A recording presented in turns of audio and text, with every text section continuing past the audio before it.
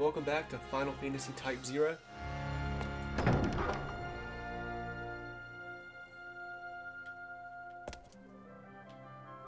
The only other place I really need to go is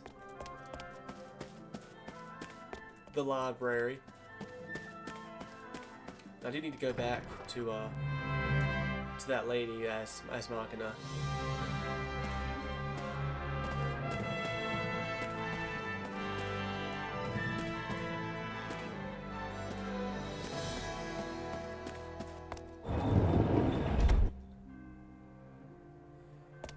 I've been waiting.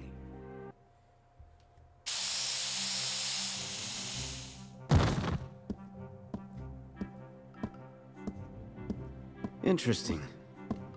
The Commandant's got a bald head, but he sure isn't bald anywhere else. Oh yeah. He wanted me to make him a hair-growing tonic. Ugh. I don't wanna.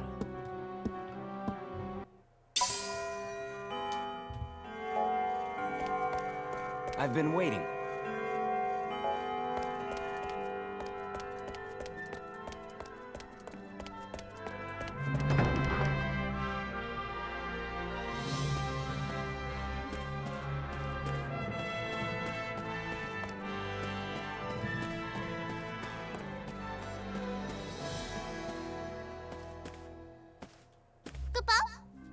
I really feel for you Class 0 cadets, Kupo. They could have pinned the blame on any Koopa. You kids just happened to be in the wrong place at the wrong time, Kupo.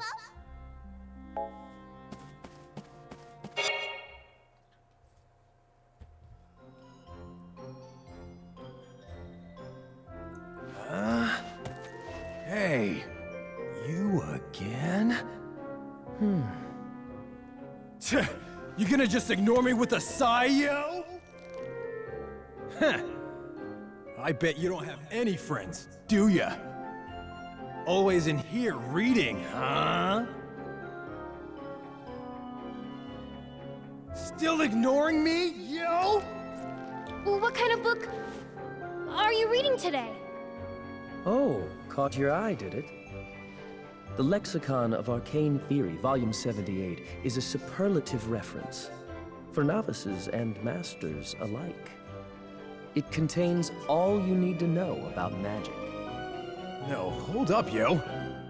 That's a dictionary. And one in a set of 105. Am I to understand you've already read the first 78 volumes?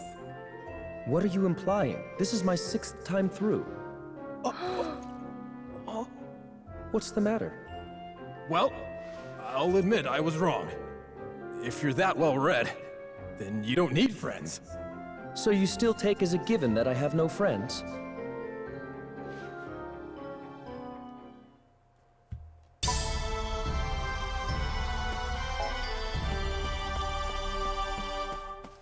My goodness. Well, I acknowledge that Class 0 may be the only other students with whom I converse. It's still rather presumptuous of you to claim I have no friends. My goodness. Nay, I regret to inform you that I have in fact the most splendid companions in all of Orient. Books! Unlike humans, you see, books will never betray you. Surely you are green with envy, yes? My goodness.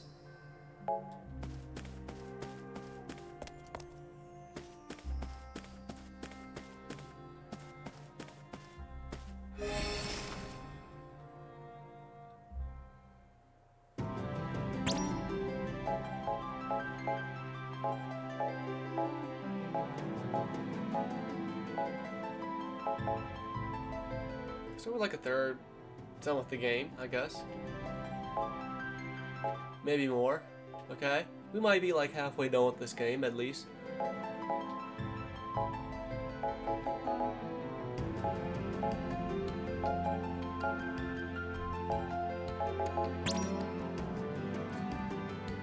Operation MA Demolition. It became clear that the Empire's new Magitech armor would revolutionize the way the Crystal States went to war. Hoping to prevent Milites from gaining the upper hand, Dominion Central Command devised a plan to dispatch a cadet task force to enemy territory and have destroyed the facility responsible for producing the new MA model. With a little assistance from Dominion intel, the cadets safely infiltrated the Imperial capital, destroyed the prototype MA, and accomplished their mission. Their celebration was short-lived, however. Only moments after completing the operation, the cadets were met with a ferocious white tiger lassie who nearly obliterated them. Fortunately, Concordia's queen, Andoria, invoked the Pax Codex, forcing an armistice and allowing the cadets to escape death by the skin of their teeth.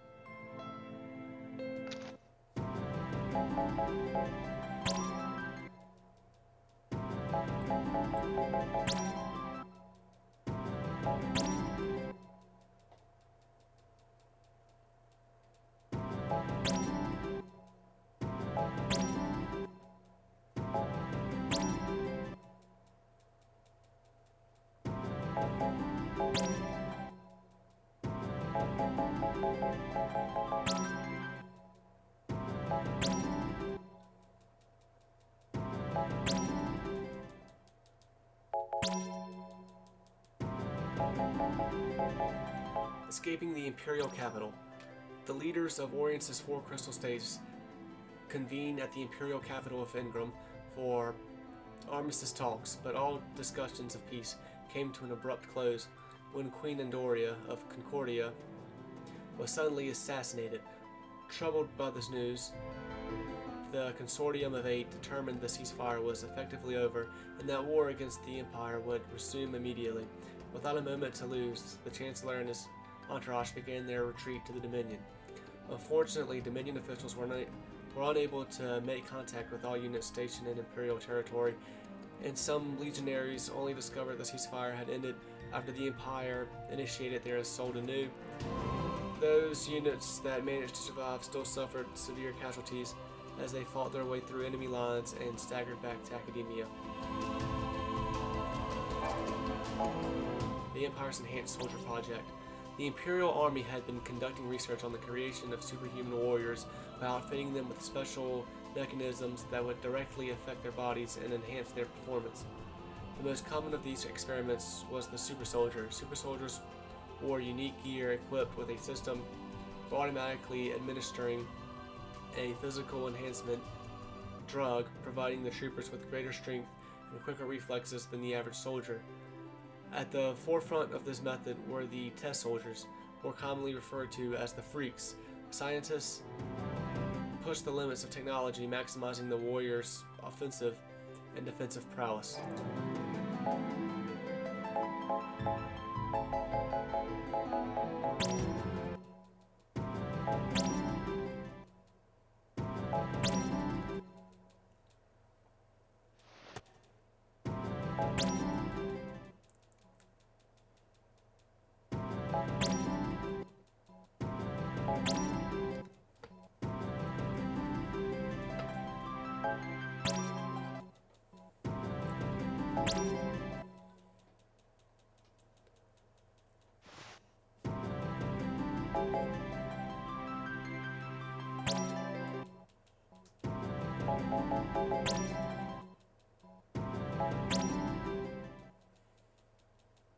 The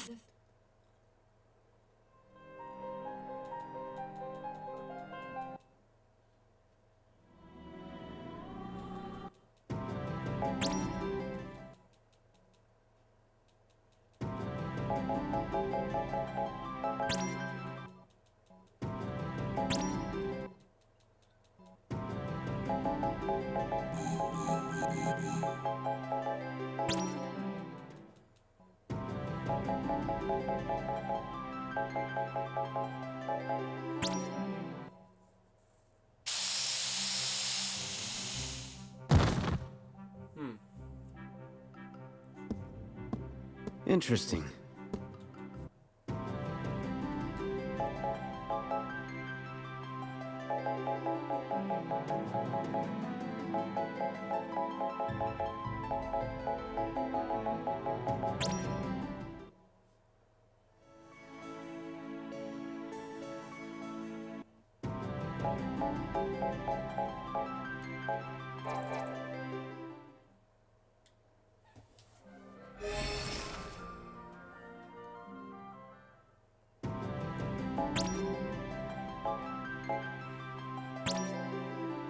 Lady Katuna. Katuna. The oldest living Lycian Orients, Lady Katuna, was a legendary summoner who has served the Vermilion Bird Crystal for centuries. Records show that she participated in the Great Orient's War some 500 years ago, and her manner of speech is fittingly quite antiqued and equivocal.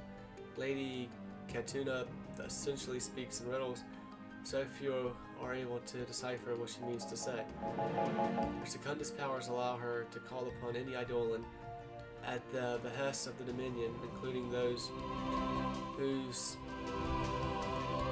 use has been forbidden by the Academia administration. Lady Katuna rarely shows herself around the Dominion, constantly operating under the cover of darkness.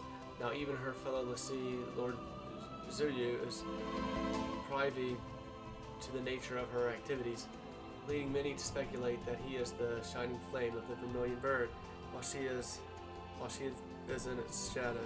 While she is its shadow.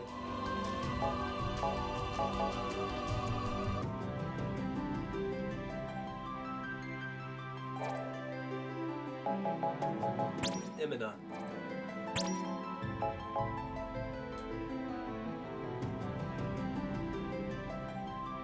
Once a cadet and now a tribune, Emina works as commanding officer in Academia. Even though she does not currently lead a class of her own, she excels in both the military and scholastic arts, and her bright, friendly demeanor has won her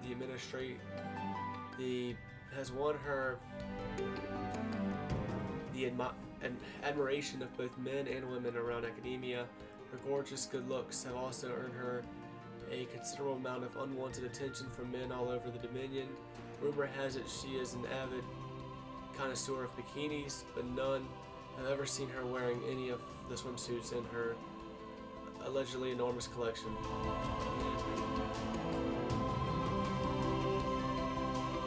What a tease.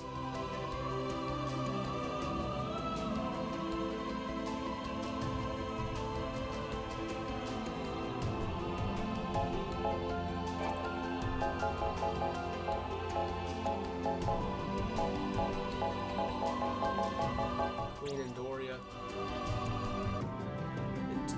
Andoria, Queen of the Kingdom of Concordia, is the only one in all of Orient able to commune with Soryu, the wyvern said to be the incarnation of the Azure Dragon Crystal. Noble and impartial, she places a great deal of importance on law and order. Andoria maintains her composure in any situation, and she always follows her heart.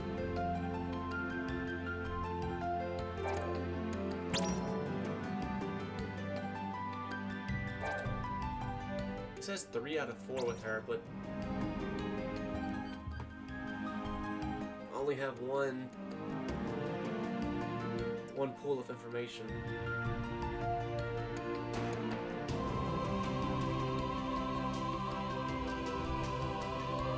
She does not look 47. She looks like she could be a high school student. King of Concordia.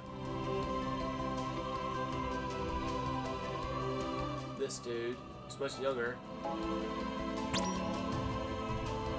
So, were these two husband and wife? The first and only male monarch in the history of the Kingdom of Concordia. The king is an obstinate and obstreperous man. His arrogant highness places his own well-being far above the needs of the people he is supposed to serve.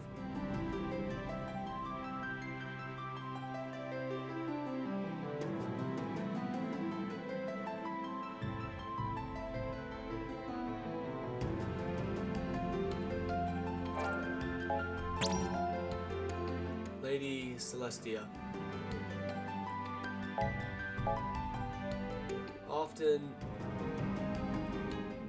magnanimous and occasionally malicious, Celestia serves as the Akatoki Warden, one of the elite members of the kingdom's 5-star royal guard. She hails from an old and distinguished family. Her parents were very strict with her, bringing up their eldest daughter through rigorous education. Celestia rose to the challenge and sailed through with flying colors. Government officials took note of her hard work and selected her for the position of warden. Despite her hardworking nature, though, Celestia will sometimes lose herself in her surroundings, swept up by beautiful scenery or the sound of music. This affable side has won her great popularity among the kingdom's citizens.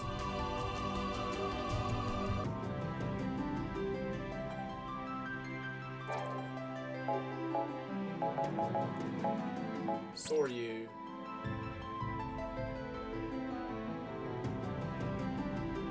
No picture. A rare case among Lassie, Soryu is one of the only non-human creatures chosen to serve its respective crystals, though through its ascension to demigod status, this wyvern came to be known as the reincarnation of the Azure Dragon itself.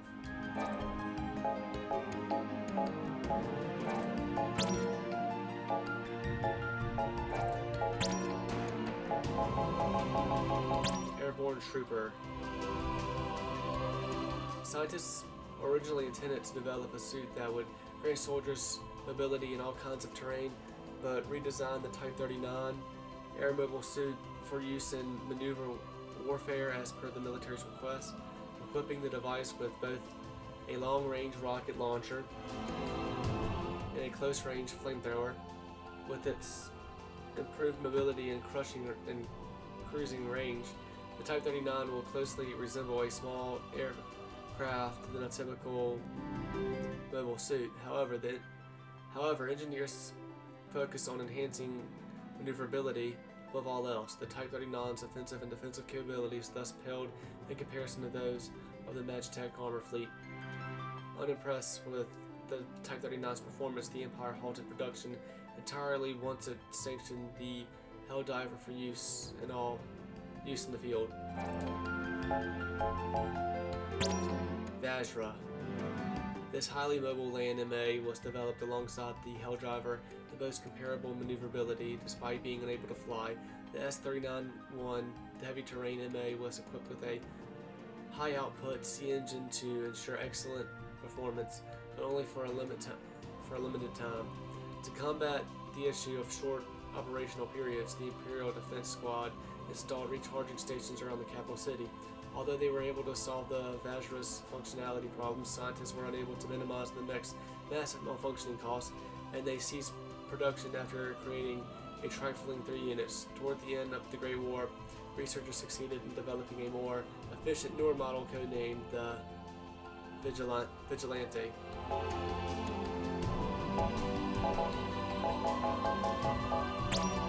Bryonak.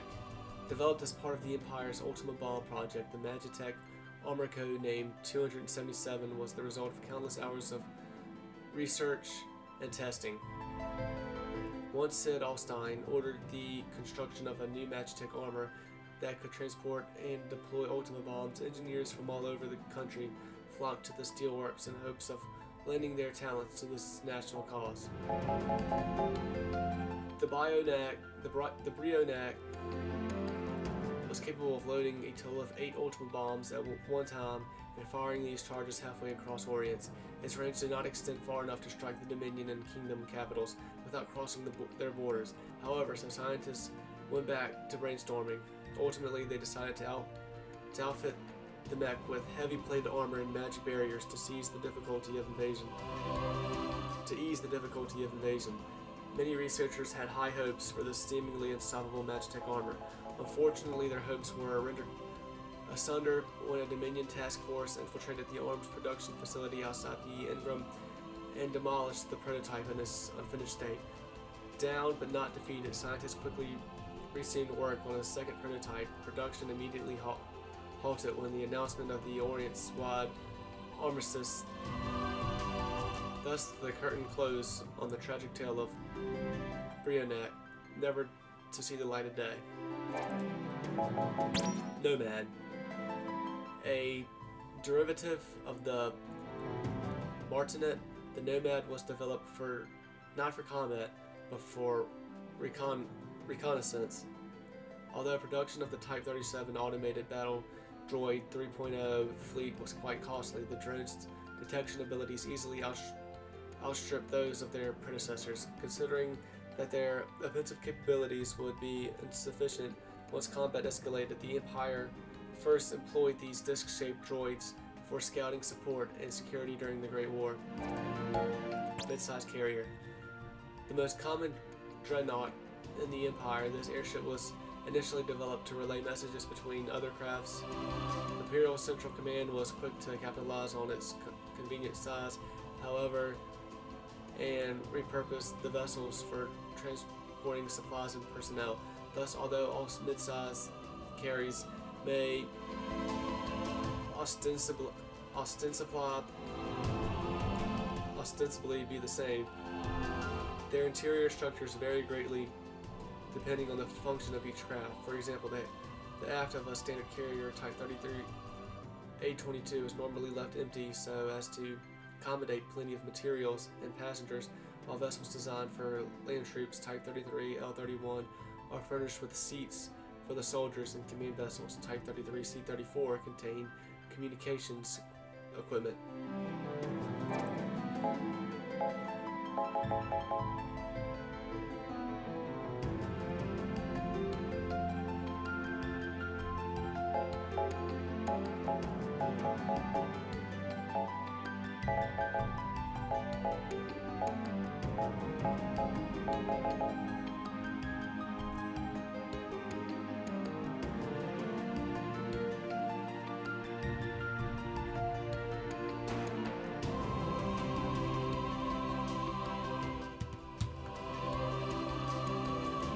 Triceratops, this subspecies of duplicorn, known to kingdom citizens as the red demonicorn, is native to the wastelands of Floretia, although the Triceratops' behavioral patterns are quite similar to those of its more common cousin. Its body temperature is exceedingly higher. The Triceratops' horns and claws are imbued with flame, so anyone unfortunate enough to be on the receiving end of its attacks is sure to get burned. Researchers are currently conducting research on an even larger variety of Triceratops they have named the Juggernaut. Behemoth. Possibly the most famous monster in Orient, the Behemoth is endowed with a sturdy build and incredible strength. In spite of its size, the gargantuan beast is also extremely agile. The Behemoth charges at nearby enemies and swings its tail to strike those who manage to evade its charge. Guarding itself from nearly all attacks, the Royal Army controls behemoths in combat, referring to them as Behemashes.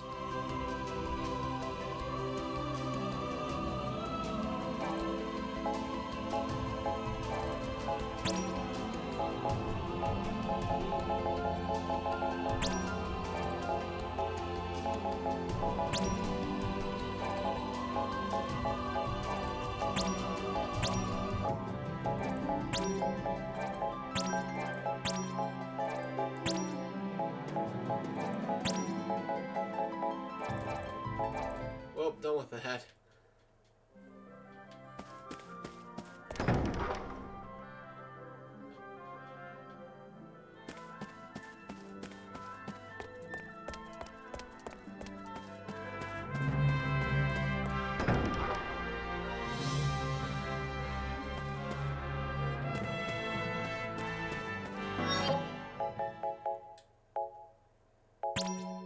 It's a good thing I didn't forget to buy new accessory.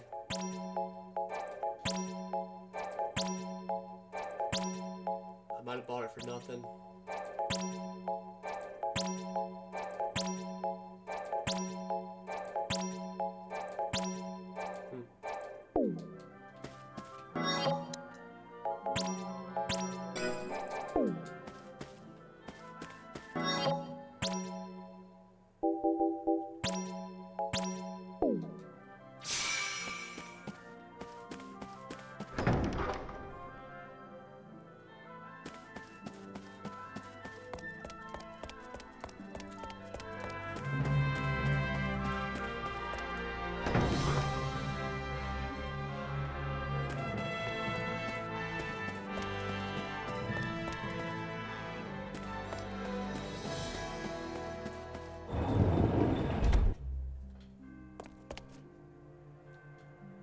Now this guy's gone. What the fuck?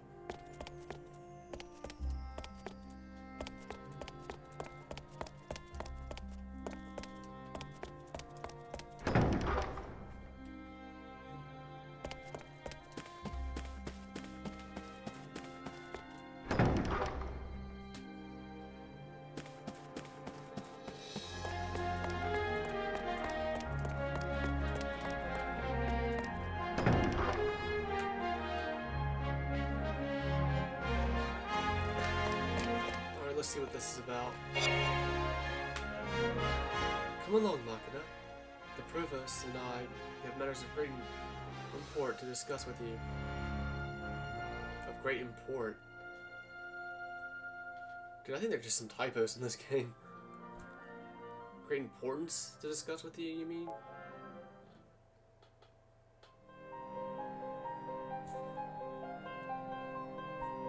What do two division heads want with me? You certainly have quite the attitude for someone who has no accomplishments. No accomplishments? I've contributed more to our victories than... No! That is not your only task. We have yet to receive any reports from you regarding Class 0. Did you not volunteer for this assignment? Oh, about that. I thought this matter only involved the Commandant. So, the entire consortium's against Dr. Horatia now. Is that it? So while soldiers are sacrificing their lives on the field, you sit and conspire against one of your own? Watch your tongue! You wanted this assignment to be given to you instead of Rem Tokimia, did you not? That's... Let us end this futile bickering, then. Our only wish is to bring to light whatever it is the Doctor is hiding. So, tell us about Class 0. Class 0 trusts the Doctor implicitly.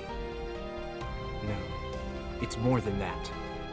They all refer to her as Mother, and love her deeply, as if they were family. So the Doctor can make them do whatever she says. I trust that there is more to your report? Class 0 is comprised of highly dedicated cadets who remain emotionally detached when it comes to battle. Even if their comrades are dying, they put the mission first. They think nothing of sacrificing their own. I see. So the good Doctor has created deadly weapons of war. But they did save lives whenever possible. Well, I'm not sure what the Doctor's thinking. I don't think she even tells them exactly what she's thinking. What are you talking about? You just informed us a moment ago that the Doctor and Class 0 share a deep emotional bond. Class 0 only fights as they are ordered. And they do it for the Doctor, and no one else. Perhaps she fears information will be leaked. So, as of yet, you haven't verified any suspicious activities. Is that correct? Yes. Well, it's still too early to draw any conclusions. Continue your surveillance. Yeah, I got it. In so doing, you honor your brother's death. I heard about your brother. Most tragic. You should fulfill your duties on this mission for your brother's sake. Wouldn't you agree? Yes. In the future, try to be a little more timely with your reports. I understand how difficult it must be for you to investigate those with whom you work, but I am afraid this is necessary. I don't mind. The members of Class 0 aren't exactly my friends. Excellent. Still, it must be taxing to keep your cover, operating alone amongst such well-trained cadets. Shall we have Rem assist you in your continued surveillance of Class 0? There's no need for that! I mean, no. I'll be fine. There's no need to involve her. Very well. Just don't forget to keep us updated. Yeah, I got it. We'll wait and see what happens. Although we're investigating the doctor, we want to believe in her as much as everyone else. You may go.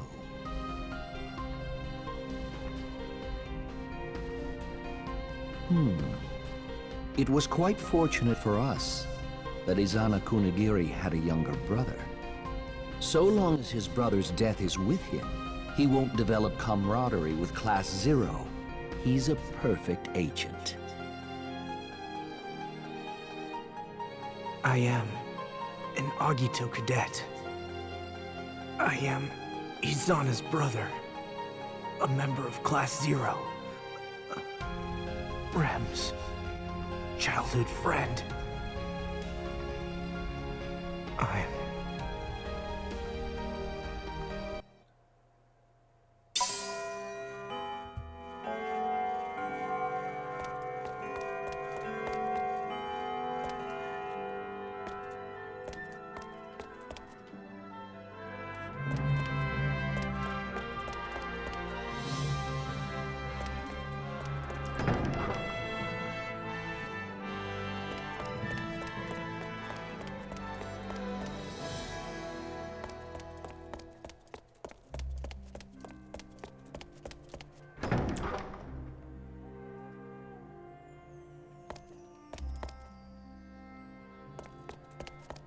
Good work.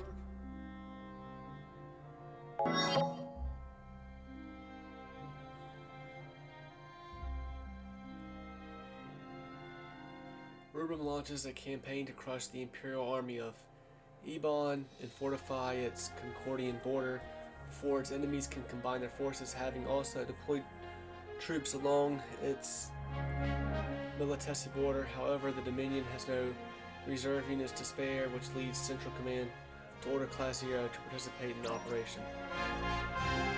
Yeah, I'm ready.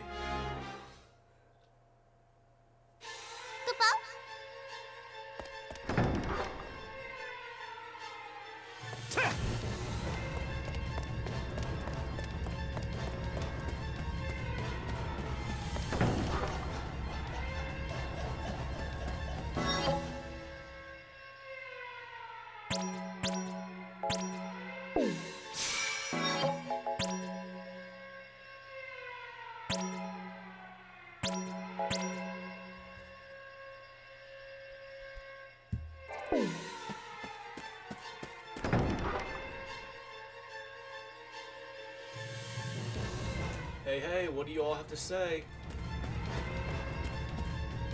Feeling good? I still don't have a good read on Concordia. What's their deal anyway? I mean, I know that they can talk to dragons or whatever, but is that it? Yeah? They don't have a Lassie in Concordia, do they? Maybe it's just me, but I think I've already had enough life-threatening battles with overpowered demigods for one lifetime. Thanks.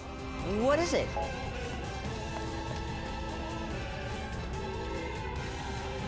Don't forget to train. I think we have a lot to learn from our experience in Milites.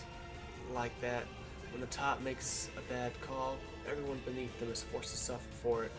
This isn't the time to chat. I don't know what led to the top brass to agree to a ceasefire, but after seeing how things played out, it's hard to say they made the right decision. Why not take a break every now and then? Perhaps you might refresh my memory for me. What exactly did we do to earn the odium of everyone in the Dominion? This is simply ridiculous. We did nothing but follow the orders we received from our commanding officer. How then are we to blame for Ruben's current predicament? What's the matter? I'm busy. Please make it quick. The kingdom has aligned themselves with our long-standing imperial adversaries, and Class 0 is wholly responsible for this shift in allegiance, at least according to public opinion. Hi. Whether we are culpable for the Queen's murder and the kingdom's betrayal, we must endure this public censure and expect nothing in return. Such is the thankless task of pawns such as ourselves. How may I enlighten you?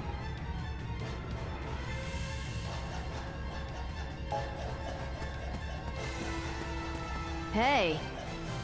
I'm so thankful the CEO was gracious enough to send that airship to pick us up. Almost as thankful as I am, he ignored all our transmissions while we were stranded. What's up? Maybe next time they'll think twice before dispatching us to remote locations, expecting us to find our way back with absolutely no assistance. Hey!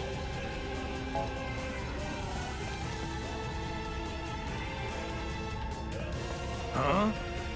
Everyone's blabbering about how it's our fault things are heating up out there, and they all just need to chill out. We'll take care of it, yo. Militas, Concordia, whatever. We'll dominate anyone who messes with the Dominion, yo.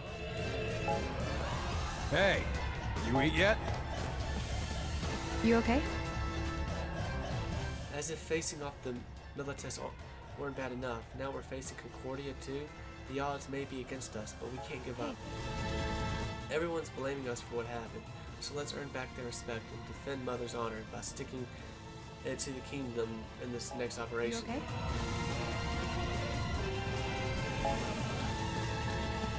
Hey! So everyone in the Dominion thinks this is our fault. That's insane. We wouldn't even dream of hurting the Queen. If they don't believe us, then I'll just have to pound some sense into them. What? Seriously, after all we've been through, you think we could at least get a glad you made it back, but no, did they forget who saved their sorry hides back in the Liberation? Hey! What's the matter? I don't think it's his brother's death is what's got Machina in a conniption now. I think he's really upset on account of... Actually, you needn't trouble yourselves about it. Just forget I said anything now. What's the matter? What is it? Oh, I feel just awful about what happened to Arya. Seeing as she was our orderly, I can't help but think that it's our fault. She is in this predicament. We simply must help her. We can do it. Once the war is over, all of the prisoners will be released, correct? If we can put an end to all this fighting, then I'm sure Arya will be set free. Leave me alone. Why don't you just leave me alone? What? Do you really think I have anything to say to you? Clearly, you have no concern for other people, so why should I give a damn about you? Leave me alone. You okay? Everyone's so quick to point the finger, but they make no attempt to uncover the truth. They're all contented as long as they got someone to blame. Too bad that someone is us. What do you want? None of this would have happened if the top brass hadn't agreed to a ceasefire in the first place. If the people really want someone to blame, they should aim their fingers higher than Class 0. You okay? What is it? Don't sweat it. Ain't our fault.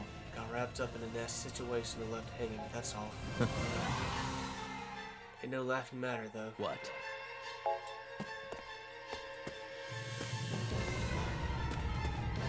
Kupo? Good look out there. Not that you need it, Kupo.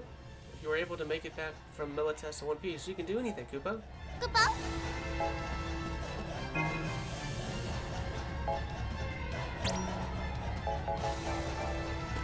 Pleased to meet ya.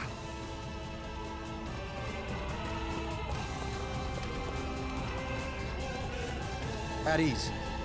Your mission orders are as follows. Review your objective, then head for the front lines. The upcoming operation will be a large-scale battle for regional dominance. I recommend you review records of past occupation campaigns before you march. Whether you accept these orders is up to you. Just bear in mind that laziness will go unrewarded. The choice is yours, Cadet.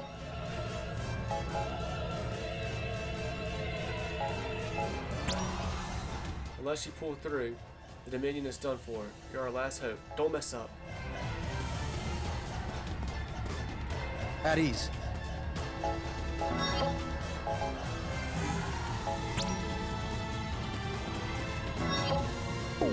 Okay, let's go. We're on our way.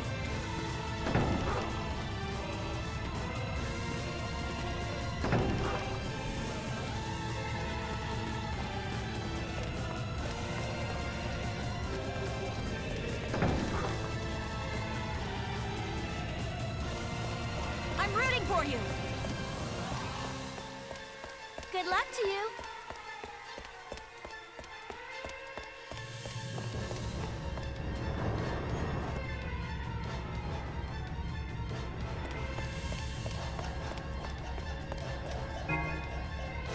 Do they really think it's safe to have you kids running loose around academia? I mean, who knows when you might strike next? Who did what doesn't matter to those of us out there on the front. Regardless of what did or didn't happen, it's still our lives that are on the line. Good luck. Good luck to you.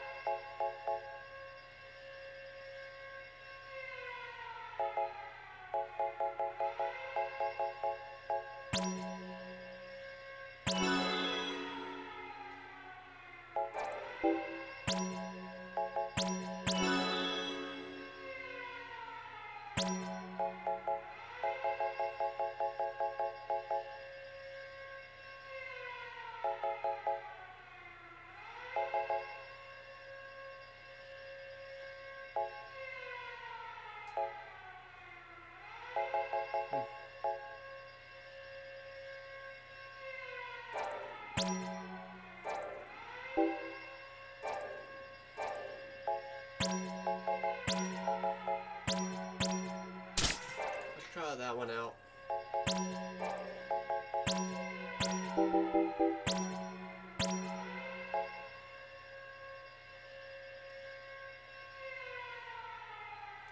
I really don't know what this does. Twin spell. Equip 2 spells at once. What do you mean?